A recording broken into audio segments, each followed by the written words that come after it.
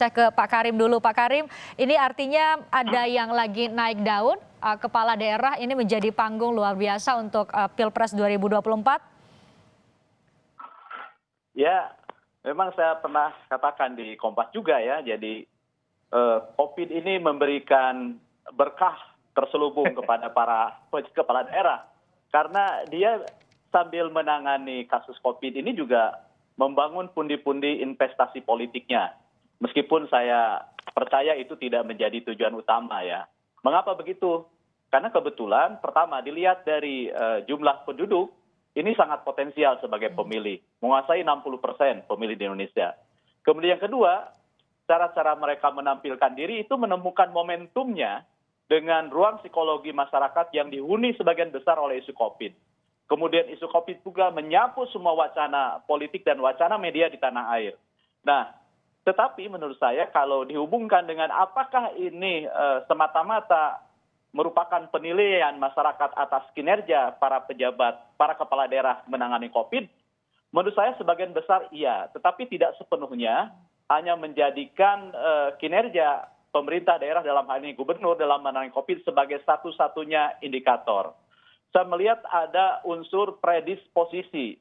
Mengapa? Karena kalau saya mendengar, membaca penjelasan Mas Burhan tentang sampel penelitian yang diambil dari seluruh provinsi dengan mengambil dari sampel yang sudah diwawancara tatap muka dalam rentang 2 tahun dalam kaitan Pilpres, maka menurut saya akan kuat irisannya antara mereka memberikan penilaian hari ini dengan mereka yang memberikan pendapatnya menjelang pemilihan presiden.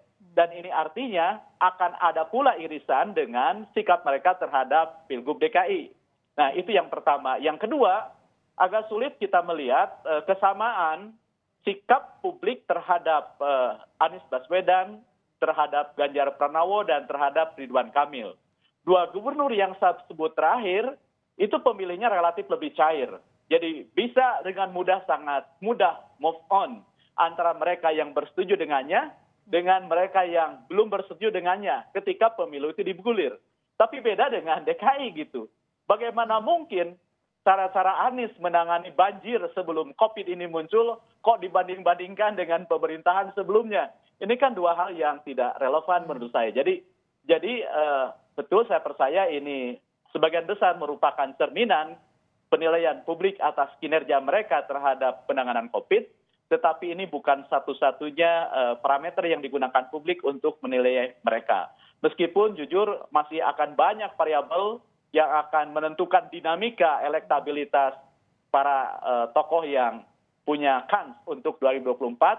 Pertama karena waktunya masih panjang, kemudian yang kedua juga sekarang ini relatif tidak ada faktor lain yang mengkontrol elektabilitas tokoh-tokoh itu selain ya corona ini. Sehingga tokoh-tokoh yang tidak terlibat langsung itu akan sulit mendapatkan keuntungan dari isu ini.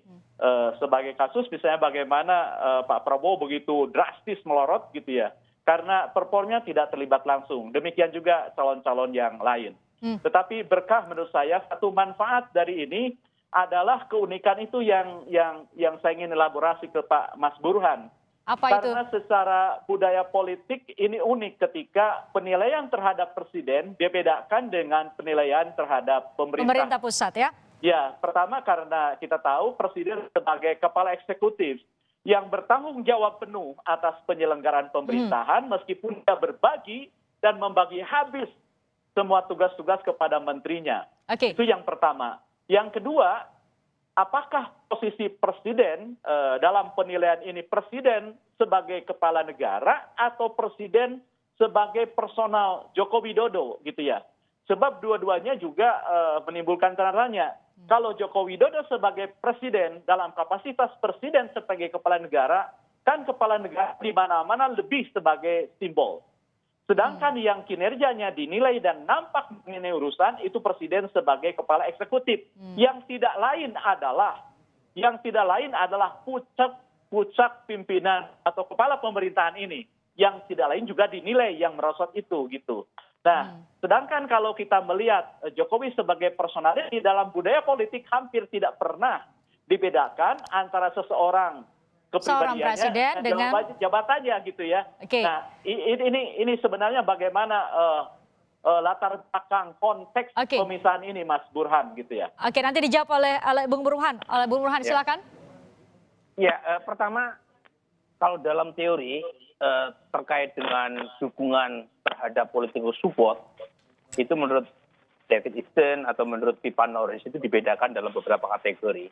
Pertama adalah political actors-nya atau aktor politiknya. Nah, itu dilihat dari kalau incumbent approval rating-nya. Nah, itu pertanyaannya sama. Apakah Ibu Mbak puas atau tidak puas terhadap kinerja presiden atau perdana menteri, bla bla bla bla.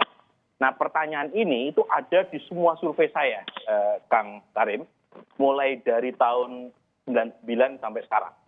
Itu ada terus pertanyaan itu.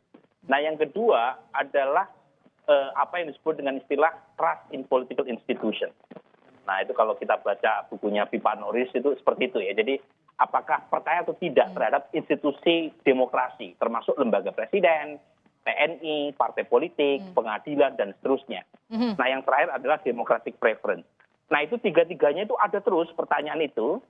Nah, kecuali soal COVID. Nah, Oke, COVID ini kita kan kembali lagi ke COVID kalau gitu. Kak, kita kembali ke COVID. Bung Burhan, Anda terbacakah di survei Anda Anies turun.